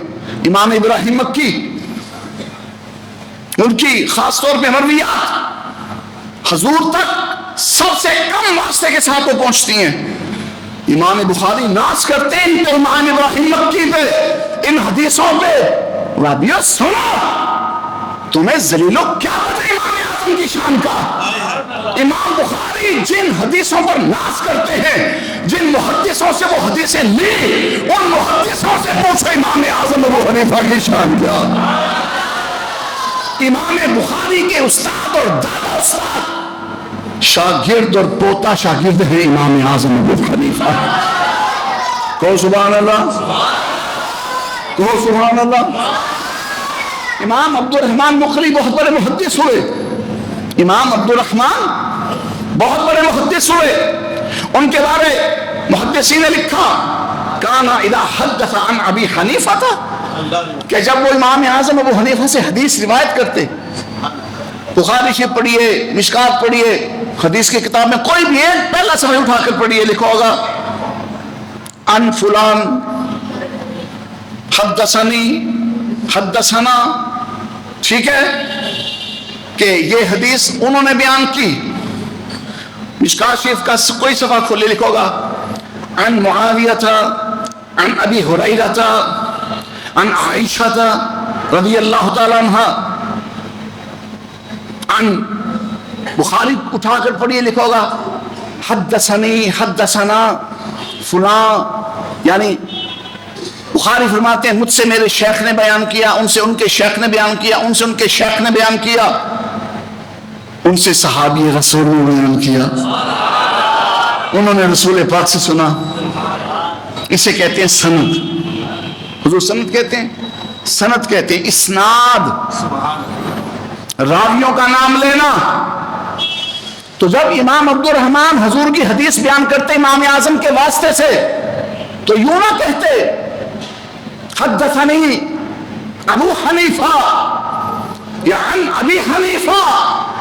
इतने बड़े मुहद्दिस इमाम अब्दुल रहमान मुखरी फरमाया करते हद्दसनी शाहिन शाह। समझ नहीं आई? मजा नहीं आया। मुहद्दिसों का इमाम कहता है मुझसे हदीस बयान की शहनशाह ने, मुझसे हदीस बयान की किसने? वो हनफियों को लो, सारे बोलो, कोई चुप ना है, सब बोलो। वबिया जलीला इमाम अब्दुल रहमान इतने बड़े मुहद्दिसों के इमाम, वो कहते हैं हद्दसनी शाहिन शाह, मुझसे शाहिन शाह ने हदीस बयान की। हजूर है केड़ा शहनशाह भी जिद को हदीसा सुन दो? फरमाया अबू हनीफा नुअमान बिन साद। मजा आ रहा है? अभी चलें? एक कोई बंदा बोले है, मैंने पूछा तकरीर और करूं? नहीं, ऐसे नहीं, मैं समझूंगा तब आप राजी हैं जब लब्बैक किनारे की गूंज पर इमाम आजम का जिक्र है। इमाम आजम का महीना चढ़ गया शाबान शरीफ। हजरत नबी पाक अलैहिस्सलाम फरमाया करते शाबान शहरी, शाबान मेरा महीना है। हमारे हजरत किबला शेखुल हदीस मौलाना मुश्ताक अहमद फारूकी, शाबान में उनका विसाल हुआ। जिस शाबान में उनका विसाल हुआ ना, उसका जब चांद चढ़ा तो हजरत ने हदीस पढ़ी, फरमाया, हजूर ने फरमाया शाबान और शहरी, शाबान मेरा महीना है। सब ने कहा सुभान अल्लाह, हजूर की हदीस है, शाबान मेरा महीना है। फिर हमारे हजरत ने बड़े माना खेज अंदाज में मुस्कुरा के फरमाया शाबान मेरा महीना है। हमने समझा हदीस का तर्जुमा कर रहे, हमने कहा सुभान अल्लाह। हजरत ने फिर बड़े गहरे अंदाज में फरमाया शाबान मेरा महीना। हमने फिर सुभान अल्लाह कह दिया, हदीस का तर्जुमा है। फिर हजरत ने मुस्कुरा के फरमाया समझ नहीं आई, शाबान मेरा महीना। हमें फिर भी समझ ना आई। जब 8 दिन के बाद हजरत का विसाल हुआ तो पता चल गया हजरत जो बार बार कह रहे थे शाबान मेरा महीना है, शाबान ये शान है खिदमतगारों की सरकार। लो जी बात पूरी करते हैं, 25 मिनट और आपको मैं सबक सुनाता हूँ। हजूर इजाजत। इमाम आजम का मौजू हो, गौसे आजम का मौजू हो, आला हजरत का मौजू हो, फकीर चाहता है जिंदगी खत्म हो जाए, मौजू खत्म ना हो। इमाम आजम के उस्ताद है इमाम हम्माद। क्या नाम लिया? बोलो इमाम हम्माद। मुफ्ती साहब का नाम हम्माद है। امام اعظم کے پیر استاد ان کا نام بھی حماد ہے، امام اعظم نے اپنے بڑے بیٹے کا نام بھی حماد رکھا۔ امام اعظم کے استاد کا کیا نام ہے؟ امام اعظم کے بہت اساتذہ ہیں، حضور کے بیٹے امام محمد باقر یہ بھی امام اعظم کے استاد ہیں، حضور کے شہزادے امام جعفر صادق یہ بھی امام اعظم ابو حنیفہ کے استاد ہیں، حضور کے شہزادے امام حسن کے پوتے امام زید یہ بھی امام اعظم ابو حنیفہ کے استاد ہیں، حضور کی آپ کا چمکتا ہوا چاند سیدنا و امامنا امام موسیٰ کاظم یہ بھی امام اعظم ابو حنیفہ کے استاد ہیں۔ امام موسیٰ کاظم کی بارگاہ میں امام اعظم ابو حنیفہ حاضر ہوئے۔ امام موسیٰ علم غیب کی بات ہو رہی تھی نا، امام موسیٰ کاظم نے امام اعظم ابو حنیفہ کو دیکھا، مسکرا کے فرمایا انت نعمان، تو ہے نعمان؟ عرض کی لبیک کیا سیدی انا نعمان ولیکن کیف عرفتنی، حضور نعمان میں ہی ہوں، آپ نے کیسے پہچانا؟ فرمایا سیماہم فی وجوہہم من اثر السجود سے مجھے پہچانا ہے۔ مزہ نہیں آیا؟ میں مزہ دلاتا ہوں۔ امام موسیٰ کاظم نے پہلے نظر میں کہا کہ تو ابو حنیفہ نعمان ہے، اس کی جی حضور میں ہی ابو حنیفہ نعمان ہوں، لیکن آپ نے مجھے کیسے پہچانا؟ فرمایا قرآن پاک کی آیت سے میں نے تجھے پہچانا، قرآن پاک کی آیت سے میں نے پہچانا۔ حضور کون سی آیت؟ فرمایا اللہ نے فرمایا سیماہم فی وجوہہم من اثر السجود کہ میرے نبی کے جو پیارے ہیں، میرے نبی کی آنکھوں کے جو تارے ہیں ان کے ماتھے سجدوں سے روشن ہوتے ہیں، ان کے چہرے چمکتے ہیں، ان کی جبین ناس میں نور ہوتا ہے۔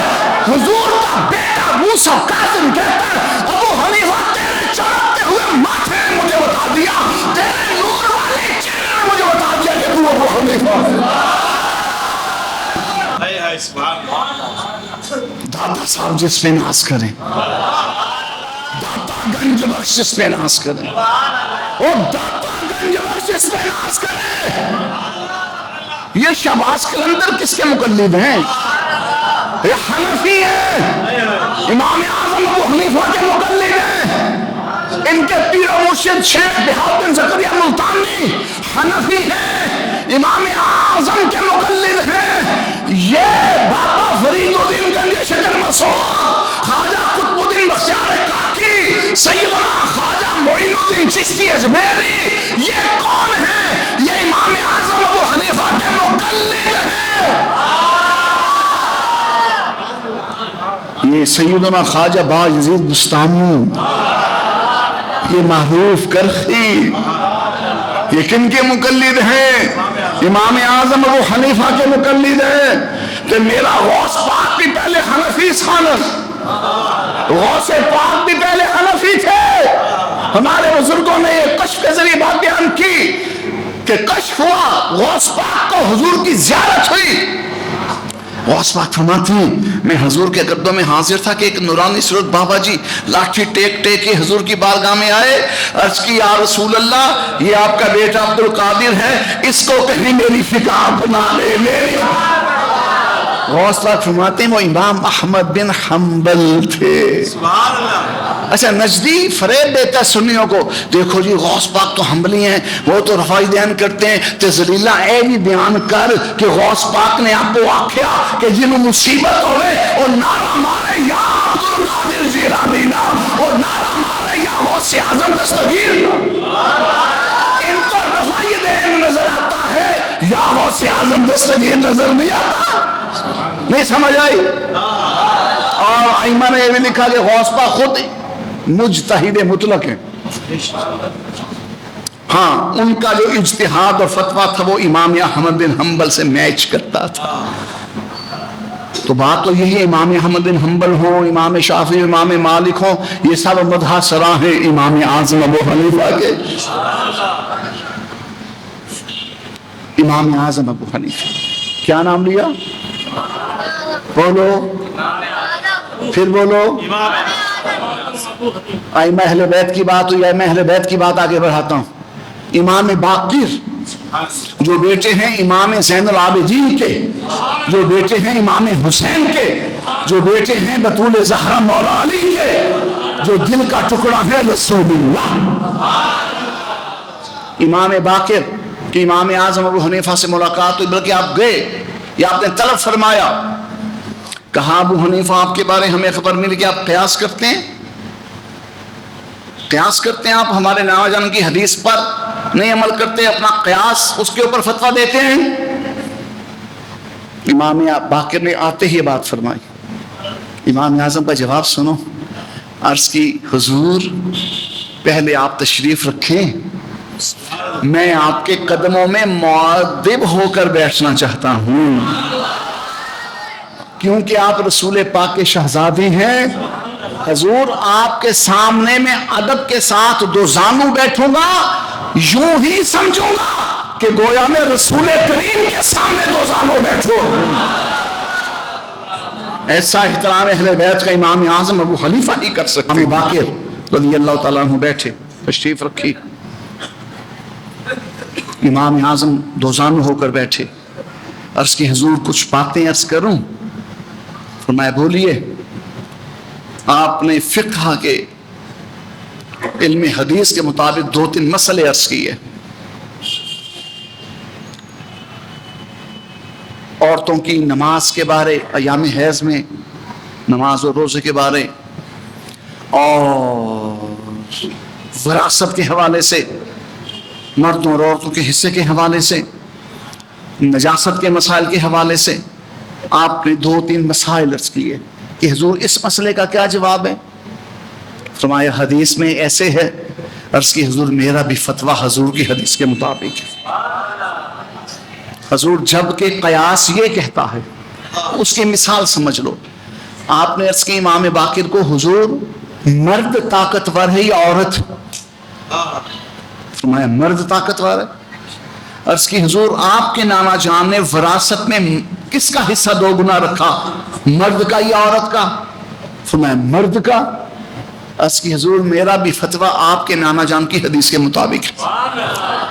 اگر میں قیاس کرتا، اپنے قیاس پر فتویٰ دیتا، تو حضور میں یہ فتویٰ دیتا کہ عورت کو 2 گنا ملنا چاہیے، کہ عورت کمزور ہے، مرد قوی ہے، طاقتور ہے، مرد کما سکتا ہے، بہت کچھ کر سکتا ہے، عورت بیچاری میں وہ صلاحیتیں نہیں ہے۔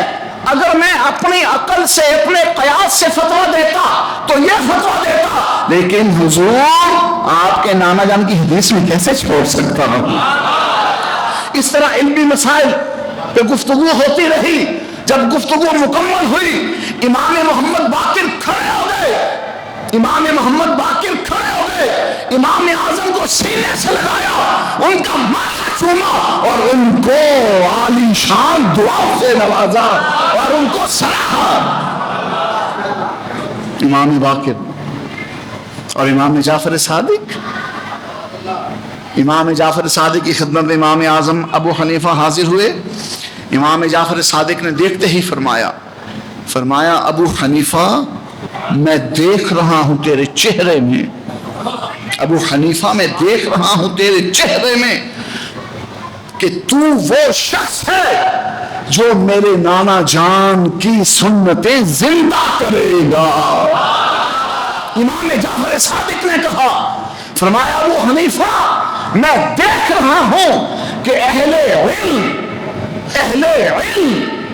ان کے لیے تو پناہ گاہ بنے گا۔ یہ امام جعفر صادق نے کہا، اور امام جعفر صادق نے کہا ابو حنیفہ میں دیکھ رہا ہوں کہ غمزدہ لوگ تیرے پاس فریادیں لے کر آئیں گے اور تو ان کی داد رسی کیا کرے گا۔ امام جعفر صادق نے کہا ابو حنیفہ میں دیکھ رہا ہوں کہ تیری بدولت حضور کی امت سیدھے راستے پہ چلے گی۔ ابو حنیفہ میں دیکھ رہا ہوں کہ زمانے کے علماء ربانیین یعنی بڑے بڑے ولی وہ بھی تیرا مسلک بنائیں گے، تیرا مشرب بنائیں گے، تیرا مذہب بنائیں گے۔ یہ ہے امام اعظم ابو حنیفہ۔ سمجھ آئی امام اعظم کی؟ امام اعظم ابو حنیفہ کی سمجھ آئی آپ کو؟ عبداللہ ابن مبارک جو امام بخاری کے دادا استاد ہیں، دادا شیخ ہیں، امام عبداللہ ابن مبارک. میرے حضرت فرمایا کرتے امام بخاری جب امام عبداللہ ابن مبارک کا نام لیتے تو ایسے بچتے چلے جاتے، بچتے چلے جاتے. اور اب میں عرض کروں کہ امام عبداللہ بن مبارک جب امام اعظم کا نام لیتے تو وہ بچتے چلے جاتے، بچتے چلے جاتے. امام عبداللہ ابن مبارک یہ کہا کرتے کہ ابو حنیفہ کا قول مت کہو. محدثین، مفتیان، مجتہدین، محققین کہتے ہیں نا ھذا قول ابی حنیفہ، کہ امام ابو حنیفہ کا قول ہے. فقہ کی کتابیں پڑھیں، ابحاث پڑھیں، کیوں مفتی صاحب ایسے لکھا ہوتا ہے کہ ھذا قول ابی حنیفہ، یہ امام ابو حنیفہ کا قول ہے. امام عبداللہ بن مبارک کیا کہا کرتے؟ فرمایا کرتے قول ابو حنیفہ نہ کہو، یہ نہ کہو کہ یہ امام اعظم کا قول ہے، یہ امام اعظم کا فتویٰ ہے، یہ امام اعظم کی بات ہے، بلکہ کہا کرو حدیث سے صحیح رسول کی یہ تفسیر ہے. اور اللہ کی قسم احناف محققین نے یہ بات ثابت کی کہ امام اعظم نے مسائل میں حضور کی حدیثیں بیان کی. مسائل میں امام اعظم کے جو اقوال ہیں، جو الفاظ ہیں، وہ رسول اللہ کی احادیث. ایک مسئلے میں ایک بڑا فقہی مسئلہ ہے میاں بیوی کے مابین قسم وغیرہ کا، وہ فتویٰ امام اعظم نے دیا، فرمایا اس پہ حدیث ڈھونڈو، اس پہ حدیث ڈھونڈو. فتویٰ میرا یہ ہے اور مجھے قوی امید ہے حضور کی حدیث ملے گی تو اس فتوے کی تائید ہوگی. اس فقہی مسئلے پر امام اعظم کو اس وقت حدیث پاک نہ ملی، فتویٰ دیا آپ نے، فرمایا میں امید کرتا ہوں کہ حضور کی حدیث میرے فتوے کی تائید کرے گی. اور اس کے مثال بھی دور نبوت میں ہے. حضرت معاذ ابن جبل رضی اللہ تعالیٰ عنہ کو حضور نے جب یمن بھیجا حاکم بنا کے، فرمایا کیسے فیصلہ کرو گے؟ عرض کی یا رسول اللہ کتاب اللہ سے، قرآن سے فیصلہ کروں گا. فرمایا اس میں نہ پاؤ تو پھر؟ عرض کی یا رسول اللہ سنت رسول آپ کے طریقے مبارکہ کے مطابق فیصلہ کروں گا. فرمایا میری سنت میں بھی نہ تو پا سکے تو پھر؟ عرض کی اجتہدوا، حضور پھر میں اجتہاد کروں گا. سبحان اللہ، پھر سبحان اللہ، پھر سبحان اللہ. نجدیوں کا کلیجہ پھٹتا ہے، قیاس، اجتہاد. اور ذلیلہ یہ تو دور نبوت سے چل رہا ہے. حضور کے سامنے حضور کا صحابی کہہ رہا ہے، حضور نے فرمایا کیسے فیصلہ کرو گے؟ یمن کا حاکم تمہیں بنایا، عرض کی کتاب اللہ سے، اللہ کے قرآن سے یا رسول اللہ فتویٰ دوں گا اور فیصلہ کروں گا. فرمایا قرآن میں تجھے نظر نہ آئے، حکم نہ پائے، پھر عرض کی حضور آپ کی سنت مطہرہ سے، آپ کی سنت مبارکہ سے، آپ کے اقوال مقدسہ سے، آپ کی حدیث مبارکہ سے فیصلہ کروں گا، آپ کی سنت کو اپناؤں گا. فرمایا میری سنت میں بھی اگر تجھے وہ حکم نہ ملے پھر؟ عرض کی حضور اجتہدوا رائی، آقا کے صدقے جو دل و دماغ میں ایمان کا نور ہے اس کو بروئے کار لا کر اجتہاد کروں گا. حضور نے یہ نہیں فرمایا اللہ کے بندے کیا کرتا ہے، قرآن کے ہوتے اجتہاد کرے گا. اللہ بیا سن، تم کہتے ہو قرآن کے ہوتے کسی امام کی تقلید کی کیا ضرورت ہے، حدیث کے ہوتے کسی امام کی تقلید کی کیا؟ تو ہمارے سامنے آ، تجھ سے ہم کچھ ایسی باتیں کریں گے تجھے تیرے طوطے نہ اڑے تو بات کہنا. یہ امام ہی تو ہیں جو قرآن تک پہنچاتے ہیں، یہ امام ہی تو ہیں جو سنت رسول تک پہنچاتے ہیں. حضور نے پوچھا بتا کتاب اللہ میں بھی نہ پائے، حدیث رسول سنت رسول میں بھی نہ پائے تو کیا کرے گا؟ رسی اجتہدوا، حضور میں اجتہاد کروں گا. حضور نے یہ نہیں فرمایا اللہ کے بندے کیا کہہ رہے تو اجتہاد کرے گا، میرے قرآن کے ہوتے میری سنت کے ہوتے کیا بات کرتے؟ نا نا.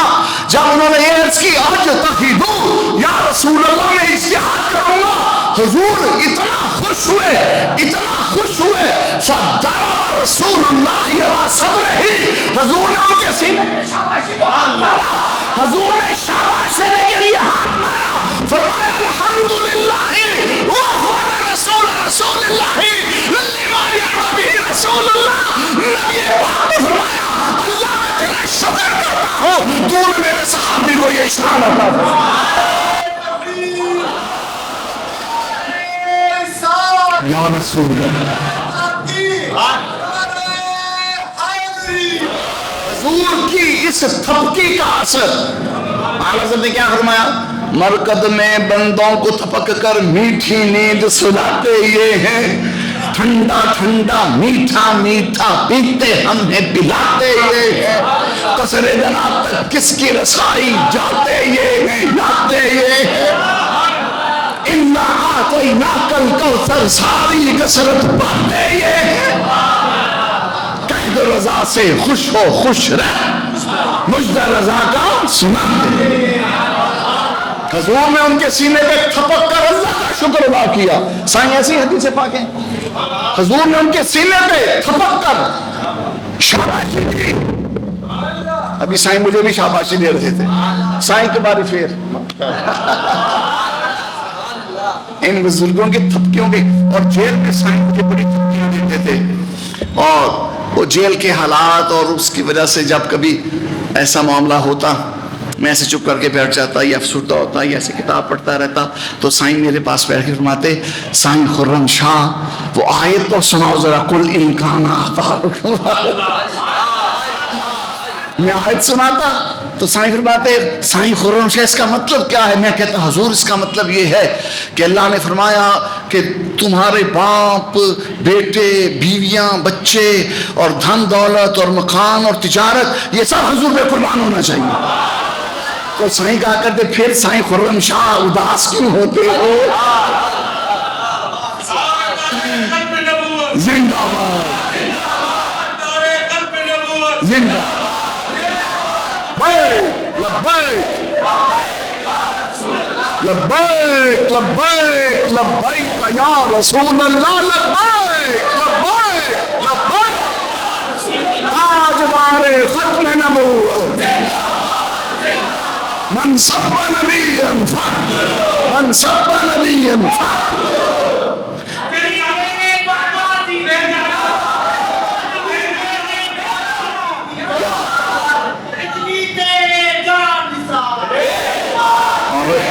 عشق و محبت عشق و محبت عشق و محبت عشق و محبت.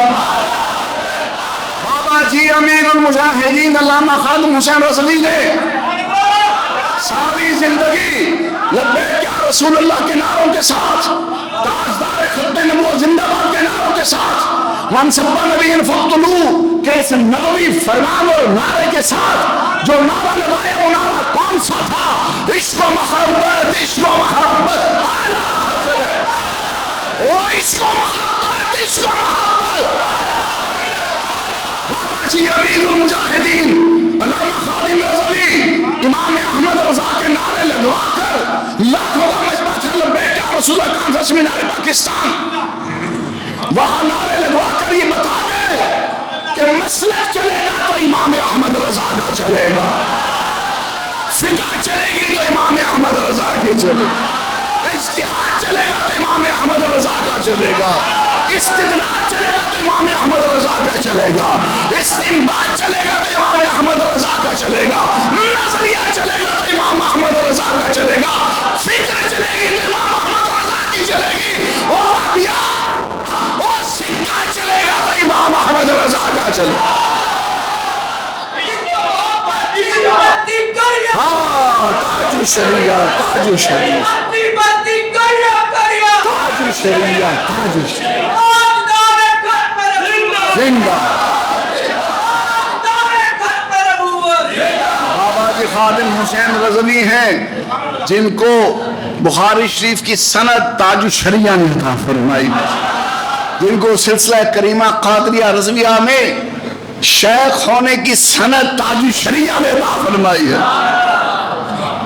کسی نے پوچھا آپ اپنے نام کے ساتھ رضوی لکھتے ہیں؟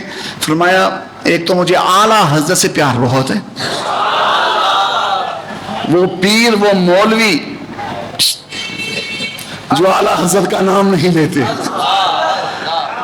جو مولوی اعلیٰ حضرت کا نام لے وہی قابل قدر ہے، جو پیر اعلیٰ حضرت کا نام لے وہی قابل قدر ہے. ہاں جس کو اعلیٰ حضرت کے بارے پتہ نہیں ہے. میں ایک ایسے سفر میں تھا تو کوئی غیر ملکی میرے ساتھ بیٹھا، مجھ سے انگلش میں بات چیت ہوئی، پتہ نہیں کس ملک کا تھا. इंडोनेशिया का था, मालदीव का था, कहाँ का था। मैंने आला हज़रत के बारे में पूछा, उसने कहा डोंट नो, मैं नहीं जानता। हो सकता है ना जानता हो, कोई ऐसी बात नहीं। मैंने आला हज़रत का तारुफ पेश किया, वो चमक उठा, उसने कहा इतने बड़े इमाम, इतने बड़े इमाम है, ये कहाँ होते हैं? मैंने कहा हिंदुस्तान में होते हैं, लेकिन हर आशिक रसूल के दिलो जान में होते। साईं बच्चे शाम में पढ़ते हैं, तो मेरे बेटे ने मुझे बताया, अबू जी शाम के शयूख, शाम मुल्क के शाम के शयूख, बड़े बड़े अरबी मुहक्किक उलमा, वो कहते हैं पाकिस्तान हिंदुस्तान के मुसलमानों पर लाजिम और वाजिब है कि वो हर नमाज पढ़ के इमाम अहमद रजा के लिए दुआए रहमत किया करें, क्योंकि अगर इमाम अहमद रजा ना होते इस खित्ते में इमाम ना पहुंचता। और मैं कहा करता हूँ 150 हिजरी में इमाम आजम का विसाल हुआ, 1272 में आला हज़रत पैदा हुए, 11 सदियां बनती हैं, ठीक है जी, 11 सदियां और ऊपर 22 साल आला हज़रत, यानी इमाम आजम के 1122 साल के बाद आला हज़रत पैदा हुए। 1122 साल के बाद इमाम आजम के गुलिस्तान में खिलने वाला फूल अहमद रजा ऐसा है कि जो हदीस पे बात करे तो लगता है इमाम बुखारी बोल रहे हैं, जो फिक़ह पे बात करे तो लगता है इमाम हुमाम बोल रहे हैं। मुझे बताओ ये 1122 साल के बाद एक फूल की महक है, तो जो सामने बैठे थे उस इमाम मोहम्मद की शान क्या होगी, उस इमाम ज़ुफ़र की शान क्या होगी, उस इमाम काज़ी अबू यूसुफ की शान क्या होगी, उस फज़ैल इब्न अयाज की शान क्या होगी, उस दाऊद ताई की शान क्या होगी।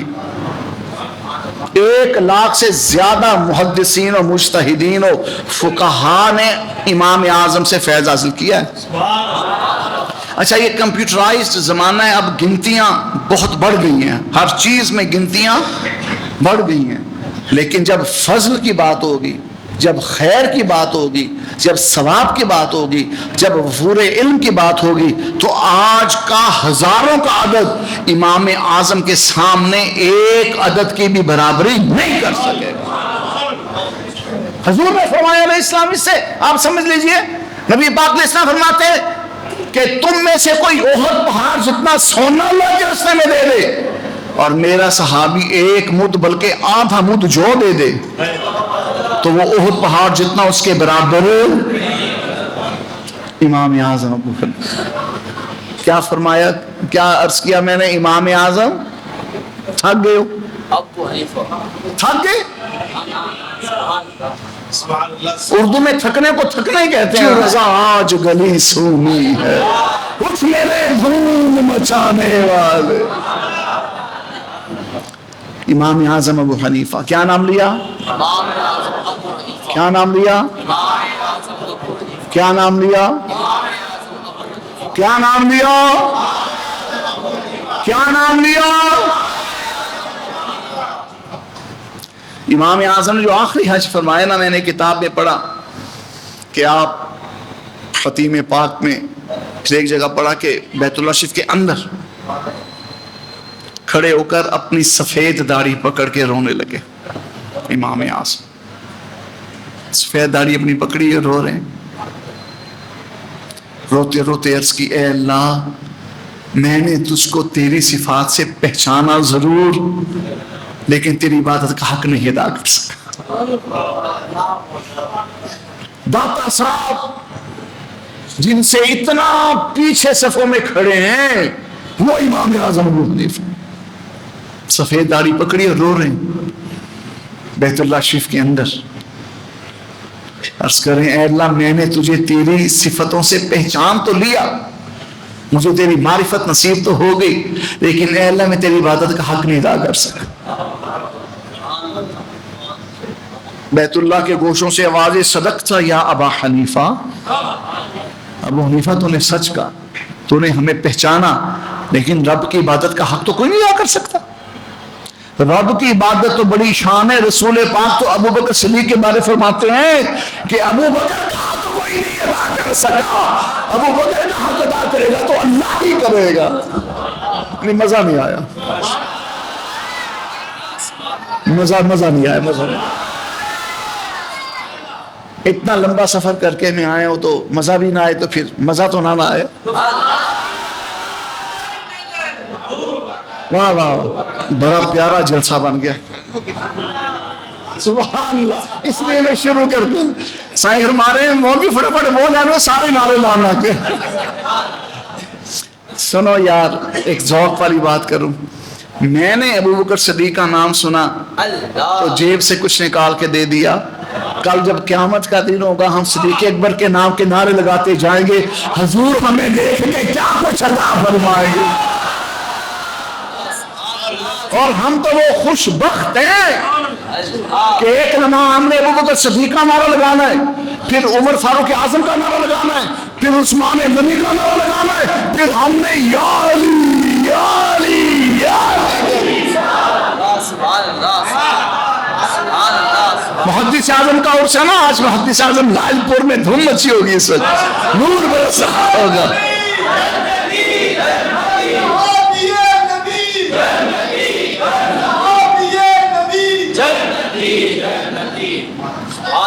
محدث اعظم پاکستان کے پیر و مرشد حجت الاسلام سید حامد رضا اعلیٰ حضرت کے شہزادے، آپ ایک نعت میں فرماتے ہیں ہاتھوں سے چار یار کے، کیا فرمایا؟ ہاتھوں سے چار، پہلا یار، پہلا یار، پہلا یار، دوجا یار، کیوں کہتے ہیں سائنس سندھی میں تیسرے کو؟ تیسرا یار عثمان ہے، چوتھا یار امام احمد رضا کا بیٹا، امام احمد رضا کا بیٹا حامد رضا حجت الاسلام، وہ کہتے ہیں ہاتھوں سے چار یار کے ہم کو ملیں گے چار جام، دستے حسن حسین سے اور ملیں گے جام دو۔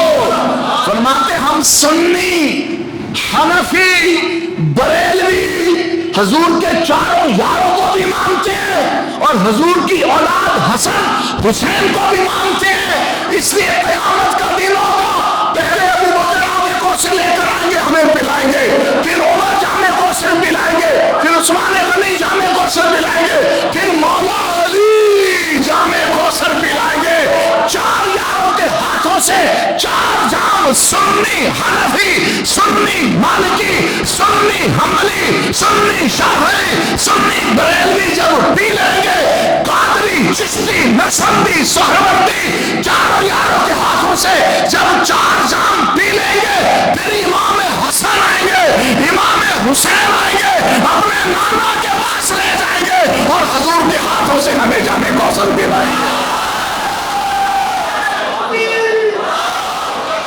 بولو بولو، جامع کوثر کی بات، کس کی بات؟ پینا جی، میں نے تو پینا ہے، تسی پینا ہے، پلاواں، میں کیا پلاؤں گا؟ اعلیٰ حضرت پلا گے۔ اعلیٰ حضرت امام احمد رضا رحمت اللہ علیہ فرماتے ہیں سنیوں جامع کوثر پینا دے، سب تو پہلے میں آخیا جی حضور پینا ہے، فرمایا جامع کوثر پینا ہے، جی پینا ہے۔ سنو اعلیٰ حضرت کیا فرماتے ہیں، اعلیٰ حضرت امام احمد رضا فرماتے ہیں ڈوب کر یاد لبے شاداب میں، ڈوب کر یاد لبے شاداب میں، شاداب کہتے ہیں گلابی کو، تر و تازہ کو، تر بتر کو، چمکتے کو، مہکتے کو، چھلکتے کو، دمکتے کو، ہنستے کو، مسکراتے کو۔ اب یہ کون سے جوہر کی بات حضرت کہہ رہے ہیں؟ فرماتے ہیں ڈوب کر یاد لبے شاداب میں کہ نبی کریم صلی اللہ علیہ وسلم کے گلابی انابی شادابی ہونٹوں کی یاد میں ڈوب جاؤ، ڈوب کر یاد لبے شاداب میں آب کوثر کی سراحت کیجئے۔ فرمایا تو حضور کے ہونٹوں کا تصور جما، حضور کے شادابی گلابی ہونٹوں کی یاد میں ڈوب جا، تجھے آب کوثر کی لذت نصیب ہو جائے گی، تمہیں جامع کوثر کی مٹھاس مل جائے گی۔ अब उर्स इमाम आज़म अबू हनीफा का मुहद्दिस आज़म का है। तो इमाम आज़म और जामे कौसर, इमाम आज़म और थक गए हो, इमाम आज़म और बयान कौन कर रहा है? दाता गंज बख्श, दाता गंज बख्श, इमाम आज़म अबू हनीफा और जामे कौसर। और बयान कौन कर रहा है? बयान कौन कर रहा है? बयान कौन कर रहा है? गंज बख्श फैज़ आला मज़हर नूर नाकिसारा पीर कामिल कामिलारा। मुहद्दिस आज़म का उर्स है। मुहद्दिस आज़म पाकिस्तान रज़ी अल्लाह तआला अन्हु फरमाया करते कि मदीने की टिकट मिलती है तो दाता गंज बख्श के दरवाजे से। मुहद्दिस आज़म फरमाया करते कि जो मदीने जाना चाहते वो दाता साहब के दर पे चला। लाहौर में मुहद्दिस आज़म की हयात पाक का वाक़या है। दोपहर ज़की भाई से भी बात, मुझे कहते हैं शाह जी आपने पढ़ा? मैं कहा क्यों नहीं पढ़ा, फिर बयान भी कर दें। ज़की भाई डर रहे कि घंटा और ना ले जाए। अब ज़की भाई को कौन पूछता है, इतने बड़े भैया हैं मैं।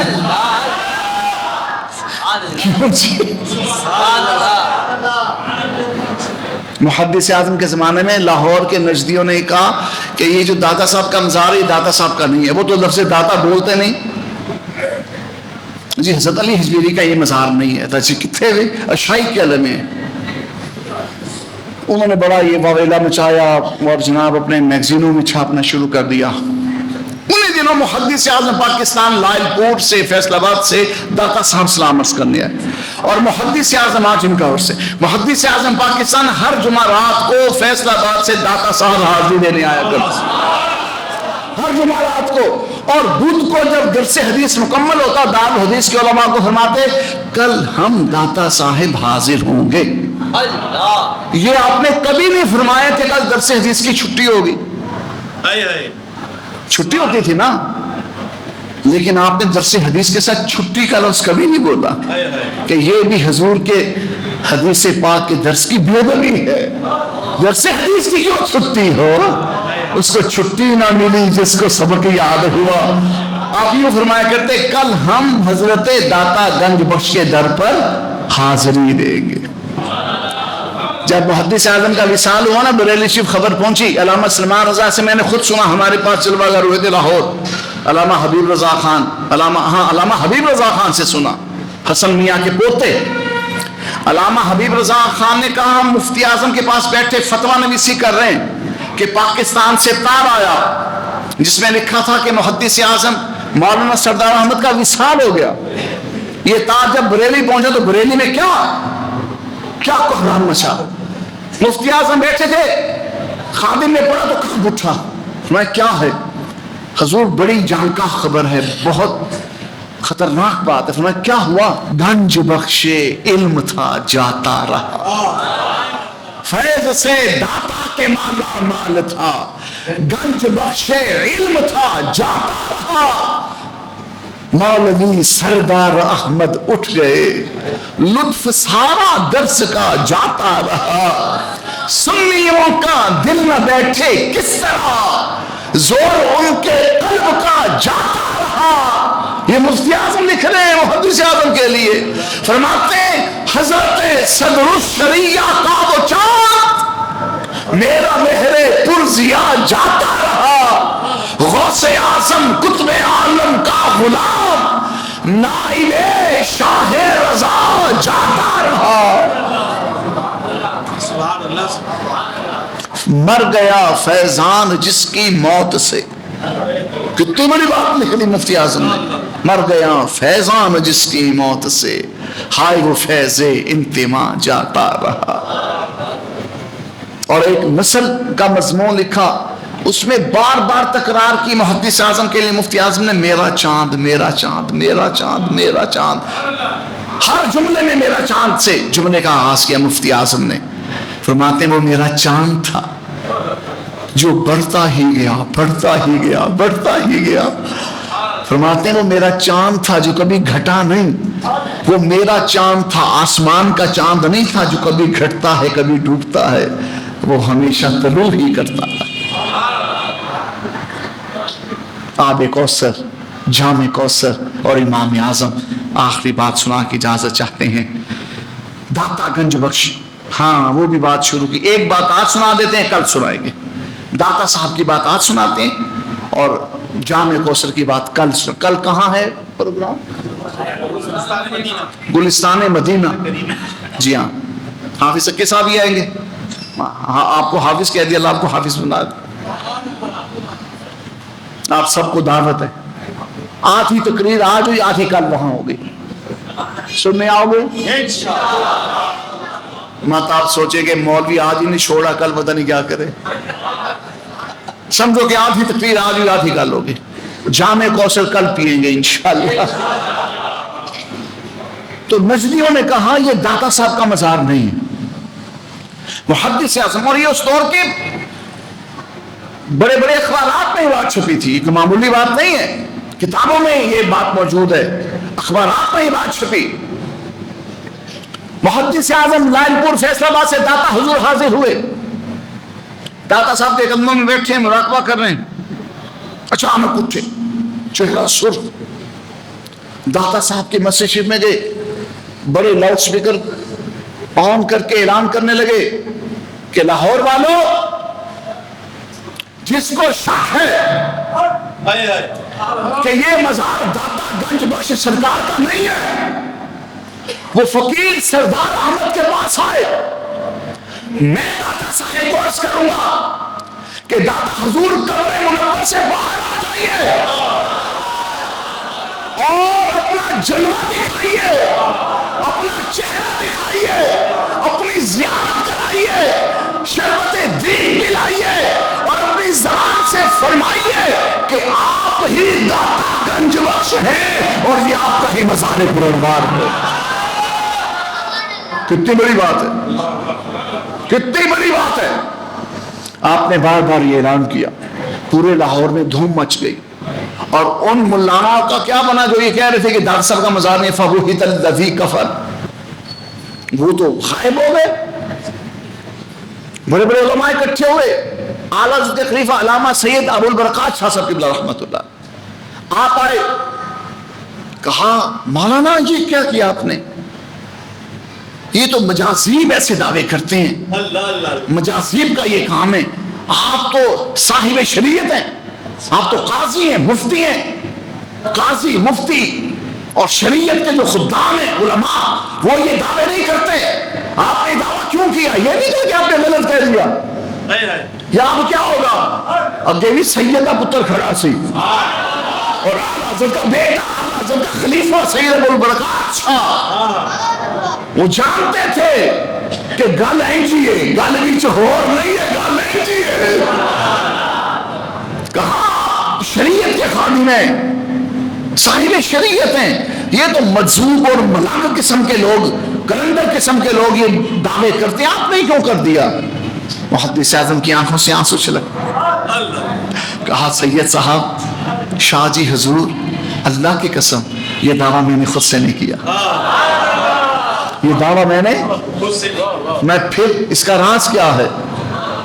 तो मुहद्दिस आज़म ने कहा अभी मैं दाता साहब के कदमों में बैठा था, मुराकबा कर रहा था कि दाता साहब ने ज़हूर फरमाया, दाता साहब ने ज़हूर फरमाया और मुझे फरमाया मौलवी सरदार अहमद उठ, ऐलान कर दे कि जिसको शुबा है कि ये मेरा मज़ार नहीं और मैं यहाँ नहीं, वो तेरे पास है, तू मुझे कहे तो मैं अपनी कार से बाहर आके बताऊंगा कि मैं दाता लिया मेरे।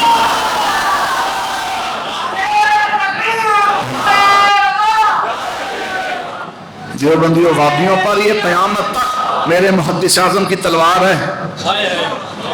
फिर हमने बुजुर्गों से सुना, सैयद साहब के पास उलमा आप भागे भागे, हुजूर मौलाना सरदार अहमद इतना बड़ा दावा कर दिया, अब क्या होगा? सैयद साहब मुस्कुराए, में क्या होगा हुजूर? अगर वो आ गए, फरमाया दुआ करो वो आ जाए, दुआ करो वो आ जाए, हमें दादा साहब का दीदार हो जाएगा। और सैयद साहब ने कहा हज़रात उलमा क्यों फिक्र करते हो?